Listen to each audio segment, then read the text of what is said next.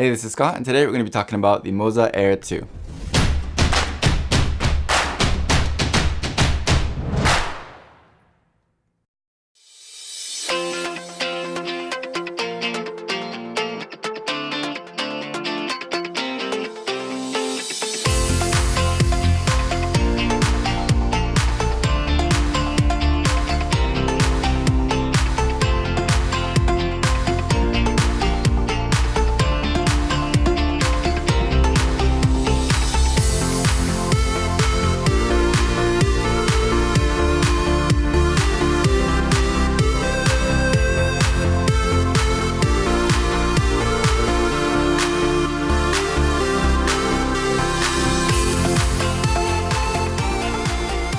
So there's a lot to get into here. It's not going to fit into my 5-minute review timeline, but I do want to try and stick to that format just to keep things organized. So first, I'm just going to give you a quick introduction to the gimbal and hit on some of the points that are neither strong pros nor cons, just kind of highlights of the gimbal itself.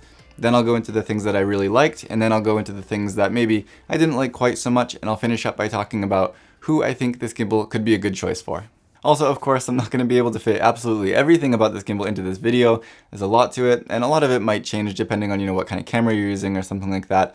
But I just want to talk about how I've felt using this over the past few weeks and kind of hit on those points that really stood out to me, things that I want to communicate to you to let you know about, and hopefully it's enough to go on to judge whether or not it's a good choice for you. Don't forget, as always, to leave comments down below though if there is anything in particular that you want to know about this gimbal, and I will do my best to get back to you. So this gimbal can handle quite a wide range of cameras, anything from smaller mirrorless cameras up to larger, even maybe cinema style cameras. Has a capacity of 4.2 kilograms, which is quite high for something in this design. It has an angled rear arm, which lets you get a clear view of the screen, and it has a very long battery life of 16 hours. It can also power and control certain cameras, as well as the follow focus, which is included with this right from the handle. As a kind of final point in this basic introduction, this may sound like a con, but I just want to talk about why it's not quite as much of a con as maybe some people are concerned about. I know a lot of people had commented after they watched, maybe it was Tom Antos's video, that the noise coming from this plastic area in the middle here was a little bit worrying. And yes, this part right around the buttons and the screen here is plastic, while the rest of the gimbal is pretty much all metal. And I'm not really sure why they did that. I do wish that it was made a little bit nicer, maybe better materials or something, but at any rate, yes, it does make a slight noise when you squeeze it, if you can hear here. Just the rubber, or not the rubber, the plastic parts maybe rubbing against each other that make that kind of squeaking noise. But keep in mind that in Tom Antos's video and in this video as well, we have a shotgun mic here that's pointed at us, and basically pointed at the gimbal. So it's going to pick up that noise a lot more than you typically would hear if you have a shotgun mic on top of your camera or something like that. And in most cases, I don't think that noise is going to be a problem in your video at all. At least it hasn't for me. And if it gets to the point where that noise is a problem in your video, then definitely other noises like the movement of your feet are also going to be picked up, because that will be louder than this noise is. And remember, it sounds a lot louder in these videos because we do have that mic pointed straight at it. So it's not really anything I think to be concerned about. I do wish that they had made it a little bit nicer. I wouldn't complain about that, obviously, but I don't think it's something to be concerned about. So I did just want to comment on that as a kind of opening point here. So, well, just to start out with the thing that people care about the most, yeah, it stabilizes your video, and it does it very well. At least as good as or better than any of the other gimbals that I've tried so far. And honestly, in a lot of cases, I think this feels a lot more smooth and a lot more solid than the other gimbals that I've tried. I posted a little while ago on Facebook a clip of my daughter running towards the camera and me running backwards, kind of, I guess you could say following her. She was following me. And in that video in particular, I had a 24 to 105 millimeter lens zoomed out to 105 millimeters without having rebalanced it. So the camera was unbalanced on there at 105 millimeters. And yes, I was using IS on the lens, but 105 millimeters is a long focal length to begin with on a gimbal, even or handheld. And it looked great. And keep in mind, I was running backwards, and I am not a very smooth runner even normally, so running backwards is not something that I'm like a specialist at. And I took a few clips like that with her running to the camera and running away from the camera at 105 millimeters without rebalancing it, without using slow motion, without using any kind of post-stabilization. And I didn't even pick like the best clip from there to post on Facebook. They were all pretty much the same, unless I tripped over a rock or something. But the stabilization was really, really good, and I was very impressed with it. And if it can handle that, then I think it goes to show that as long as you have the camera balanced and you're using a decent technique, then, and as long as you also have realistic expectations of what this kind of gimbal can provide, I don't think you'll be disappointed with it at all. And again, in many cases, I think this is going to give you a better performance than some of the others on the market will. Also, just in case you're wondering about some of the settings that I have on here, for that clip in particular, and for most of the time, I have the follow speed set fairly low, somewhere between 20 and 30 usually, sometimes even lower depending on the situation.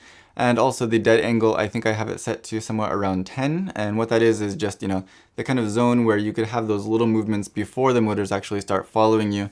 And I think in a lot of cases, kind of messing with those settings can really help to avoid those little, you know, accidental movements that you will obviously get because your hands are not perfect.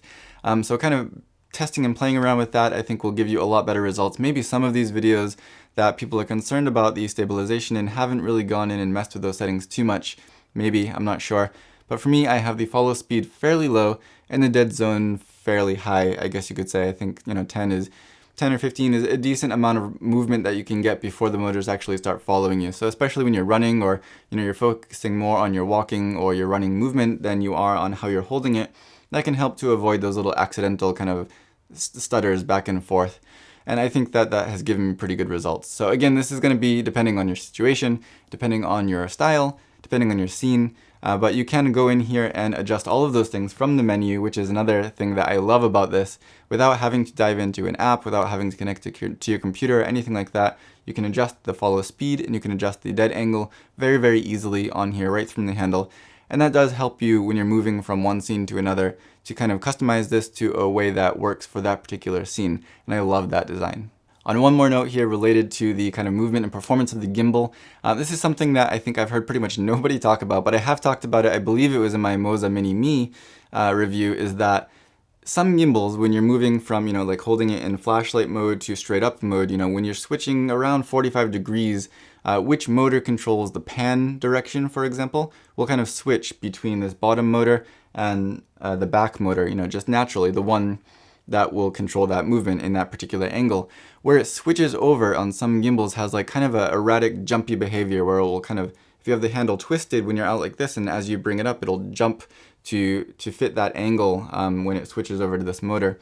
And that can be troublesome sometimes when, you know, you're going at moving at an angle as you're panning up, for example. You might get the handle a little bit twisted, and where you cross over that zone where it switches from one motor to the other, it can often really jump very quickly, and that kind of makes that useless clip there. And it can be very tricky to work with and very frustrating at times. This gimbal does not have that issue. It works very, very smoothly when you're going between that, you know, low angle to flashlight mode to holding it straight up. Even if you have the handle twisted, no matter what you're doing, it works really, really smoothly in those transition zones. And that is something that I really, really appreciate. It's maybe a small detail, and I'm not sure if it's even on purpose. I don't know if they did that in intentionally to stand out from the other gimbals in the market, but it's in this gimbal and it's also in the Moza Mini Me. So I guess it's a Moza kind of way of working, the way that they have their gimbal set up. And I really, really like it. It just makes it easier to avoid those little accidental mistakes in movement where you get the whole clip that's not usable anymore and you have to redo it. Sometimes you can't redo it, so you just have to work with that clip that has that kind of sudden jump in it, and it just doesn't look as nice. So I really do appreciate the smoothness in that transition zone on this gimbal, and I just wanted to point that out to you because nobody else has really commented about it. Okay, so I'm talking too much. Let's jump into some of the smaller little details that I did really, really like about this gimbal. Like I mentioned before, this angled rear motor does make it easier to see through to the screen if you're using a camera that doesn't have a flip out screen, which is really nice, but it also opens it up to make it easier to check your balance when you're using something that maybe adds a little bit of height to your camera, like a on-camera microphone. Normally, you know, the rear motor will limit how much you can tilt it back at that point, so it's more difficult to check the balance with that microphone on top here. Here, depending on your setup, you might still not be able to turn it all the way back to check that balance, but you're going to be able to have more movement than you would with a standard straight motor. So you can check that balance, you can make sure that it stays in a 45-degree angle, for example, to see if the balance looks like it should be okay, even with that taller setup. Or with something like the C200 where you have the EVF sticking out in the back, it makes it easier to balance because this has more clearance between that EVF and that motor. I've used it on the Crane 2 before, and that motor does get in the way. I have very limited range because of that with the Canon C200. Here I do have a lot more room to play, I guess you could say, room to kind of check the balance, and also just, when you're using it and moving it, you don't have to worry so much about that rear motor bumping into the EVF and causing problems with your footage. I like that this wheel on the side can be used for more than just the follow focus. Like right now, I don't have the follow focus on there. People are not always going to have it on there, so it's not just a wasted space, a wasted part on here. You can use it for other functions. Right now, I have it set to the roll axis, so you can control the roll axis right from here if you want to get some creative effects. It's a cool way just to make sure that you get the maximum amount of use out of this from that wheel. And again, you can go into the menu quite easily and decide what that wheel is programmed to do.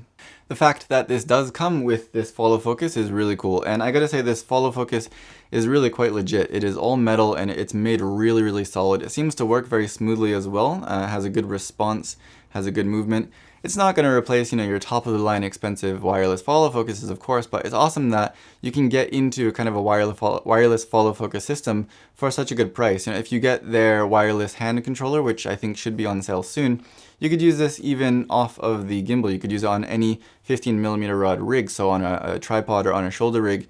You could have, a focus puller using that wireless hand controller and pulling focus for you at a very affordable price. I mean, this comes with the gimbal. You can get the hand controller separately. I believe you can buy a set of this plus the hand controller separately, so if you don't even want to get the gimbal, you just want this, you can do that. And I think it's been very, very satisfactory for the price, for sure. It's going to be hard to beat this. This has the same independent motor control as you saw on the Moza Mini Me, and what that means is just each of these motors can be controlled individually. They can be locked and unlocked individually, and you can use any combination of those to get 8 follow modes here, which is quite a lot of follow modes. You can really do anything you can imagine with this because of that, and it's very straightforward and easy to use. You have the screen on the handle here which shows the 3 different motors, your yaw, roll, and pitch in that order from bottom to top. And you can control them, turning them on and off from bottom to top with 1 click, 2 clicks, and 3 clicks of this joystick just by pushing it in and clicking it once, twice, or 3 times to turn each of those on and off, or to lock and unlock them, I guess you could say. And you can see right on screen if it's following or if it's locked. So you know the status of your gimbal, you know the effect of what you just did very quickly and very simply. It's not complicated to use. It's not tricky. Even if you're in the quick mode, which will follow your pan movement more quickly, to create things like in-camera whip transitions or just to follow faster action, which you can access, by the way, just by clicking this function button right on the side here.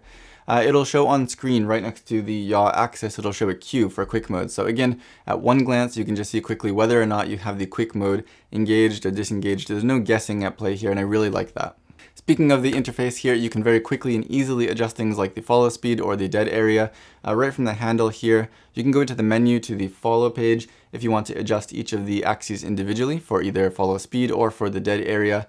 But just from the home screen, anytime you turn this wheel here, it's going to adjust all 3 of the axes speeds at the same time. So it makes it really quick if you're running from one scene to the next to kind of customize it for that scene that you're in, or if you're using more than one user maybe. Each user might have their own preferences, and you can just really quickly adjust and customize that here, whether you're doing it straight all 3 axes at the same time, or if you're diving into the menu to adjust them individually. Either way, it's very quick and easy, much faster than having to connect to an app and kind of figure out how that all works. It's just, for me, it means the difference between probably making those adjustments and not making those adjustments. So always being able to customize it to your particular situation is going to get a better performance out of it. So I love that they've made it easier here than any other gimbal that I've used so far. Also, right from the menu on the gimbal here, you can access some cool stuff like balance check. It'll tell you how well your camera is balanced on here in each of the axes, and if you need to make adjustments, it'll tell you in which direction, which is always a good thing to know. You can also auto-tune the strength of the motors. You can, of course, go in and choose from a couple of different levels according to how heavy your camera is. But if you have a little bit more time, it really takes like less than a minute to do. But you can auto-tune the motors as well, so it'll kind of check by itself each of these motors and see and determine an appropriate strength depending on what you have on here, and it will program the motor's strength to what's appropriate for your setup, which is really cool. And again, it's awesome that you don't have to go into the app to do any of this. You can do it all right from here on the handle, and the menu system is very easy to follow and to figure out. You don't really have to guess and remember certain like code words and numbers and stuff like that. It's all very clear on the handle here, so I think they did a really great job in this menu system and just the amount of things that you can do from the gimbal itself without having to connect to an app. It sounds like a stupid little detail, but I really love the way that the batteries go into here.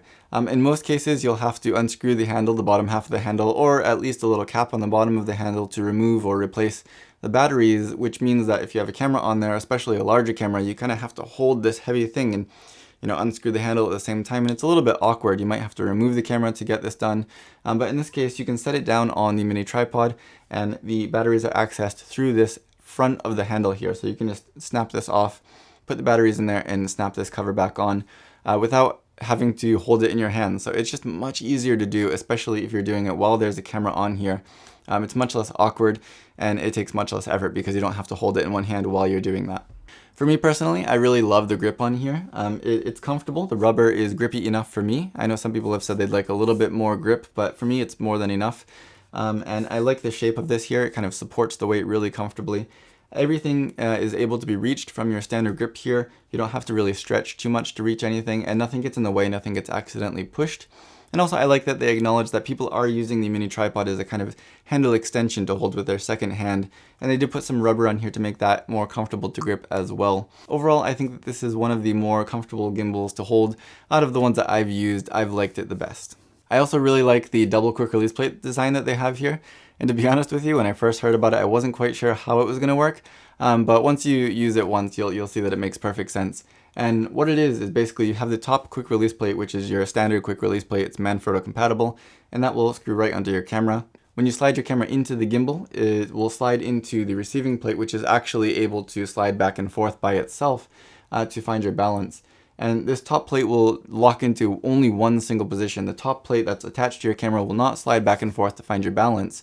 There's a pin in the front and a pin in the back, which will help to keep it locked in that spot, and you just tighten it down with a quick lever here. And then to find your balance, like I said, you would release this screw here, and this receiving plate by itself will slide back and forth to find your balance. And the benefit of that is that if you want to take this off, to go handheld or to put it onto a tripod or something, you can do that very quickly. Just take it off to take your shots, and then you can put it back onto here, and it will only lock again into that one specific spot. So when you lock it down, it's going to already be balanced again, unless you changed anything like your lens or added a filter. You don't have to rebalance this when you pop it back on. So it makes it very quick and easy to go back and forth, between like a tripod and handheld and the gimbal, without having to take time to readjust anything, without having to, remember the number that was on your tripod plate, like it was lined up with the 7.5 or something like that. If you're like me, you're not going to remember that anyway. So this just makes it really quick and effortless to get things rebalanced once you take it off and put it back on. And again, overall, this gimbal is just really quick and easy to use, and that is just one more point that makes it so. To add on to that easy to use design, they also put a little lock on this back motor here, which will lock this arm in place. So when you're trying to balance your camera, you only have to worry about this movement. You don't have to worry about this movement. So it just makes it easier to balance. And then once you get this balanced in this axis, you can just unlock it here and adjust this balance. And also you can lock it when it's closed down, so it's going to make it less floppy and less weird when you're traveling with it. And that's just a nice little touch. Again, I like to have that here, and it really does actually make quite a significant difference when you're getting things balanced, to be able to lock this arm out in this position like this and only have to worry about the one axis without having to hold it in one hand and balance with the other. Everything's just less awkward. As I said, I do like this double quick release plate design, but because there are two pins that will lock this in place and you have the ability to slide this from the back and from the front, the design in the bottom of this plate is a little bit different from some other Manfrotto plates. And basically there's openings at both sides of the bottom of this plate, because you can slide it on from the front, you can slide it on from the back, and you have to be able to clear those pins when you're sliding it on. Not all other Manfrotto plates have that opening on both sides, and it does mean that you might get it stuck and not be able to slide it on completely if you're using other Manfrotto plates. This, of course, should be able to be used on other Manfrotto tripods or other heads that use Manfrotto type plates, because the general shape of it is the same. But again, not all other plates will have that double opening, which means you might not be able to slide it on completely onto here.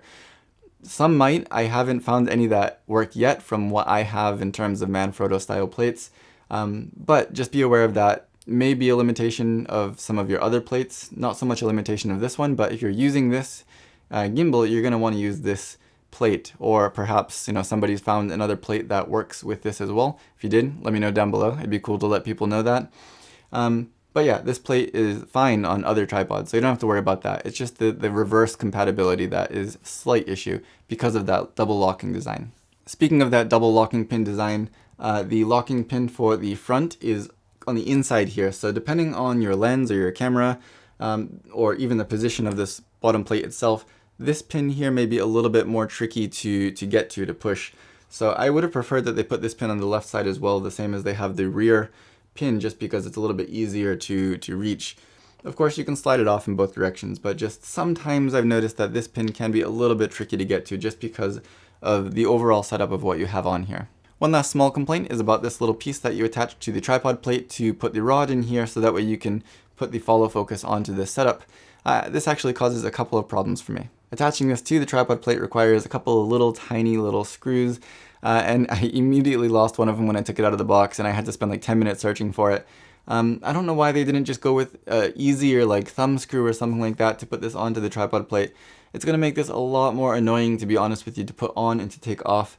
And another issue with this is that because it attaches to the tripod plate, if you are going from gimbal to tripod or something like that, having this attached to the tripod plate might mean that it doesn't work as easily with those other setups. It might, get in the way, which would mean you would have to remove it to put it onto a tripod. So that's kind of annoying. If it was just a thumb screw, it wouldn't be as much of an issue. It would take just a couple of seconds to take it off, but you have to look for the hex wrench to get that off, and you have to worry about putting the screws somewhere you're not going to lose them. And honestly, just a small little change of being able to attach this with a thumb screw would make that so much quicker and easier. And I really wouldn't have that many complaints about it at all if that were the case. So that's all there is to it. I do feel like my complaints about this gimbal are rather nitpicky. They're pretty small, and it's kind of looking for a perfect gimbal, which doesn't exist. There's really a lot to like about this gimbal, and overall the bottom line is it works well. It stabilizes your footage. Again, make sure that your technique is good, that it's well balanced, because there is a lot more that goes into the performance of a gimbal than just the gimbal itself. It's going to depend on your technique. It's going to depend on how well you have it balanced. And have realistic expectations. But in terms of comparing it to the other gimbals in the market, I haven't seen anything that does better than this. So there's no reason to choose anything else besides this if that's what your judgment is in terms of the quality of the stabilization that it gives, because this is absolutely top notch. Like I said, I know that I probably didn't touch on absolutely everything that there is to talk about with this gimbal, but if you have any questions in particular, don't forget to let me know down below, and I will do my best to get back to you. If you liked this video or found it helpful, don't forget to give me a thumbs up, share it if you'd like, subscribe to see more in the future, and as always, thank you for watching.